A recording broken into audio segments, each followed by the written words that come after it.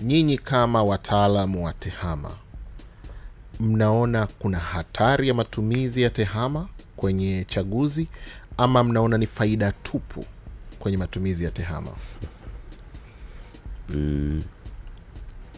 Zipo faida, zipo hatari. Tuambie zote. Nadhani tukimbie kidogo kwa sababu ya wakati. Kwa sasa faida zipo kwa sababu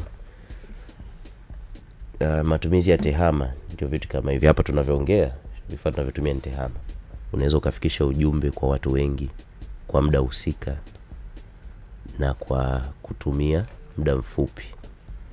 Hapa sasa hivi inawezekana mtu yuko nchi nyingine na kadhalika, ila bado anaweza akapata information hizi na mwelekeo. Tukiongelea kwa upande wa pili ni kwamba matumizi sasa ndio yanapokuja kuwa shida. Kama wewe unavyotumia vifaa vya tehama na mifumo kwa ajili ya mema, yuko mtu ambaye anatumia kwa ajili ya maovu. Sasa hapo inakuja kwenye ushawishi. Kwa hiyo ni kitu ambacho ni hasi na chanya. Inategemea sasa yupi anakitumia zaidi kwa ajili ya either jema au baya. Lakini ni kitu cha kukiangalia sana kiundani.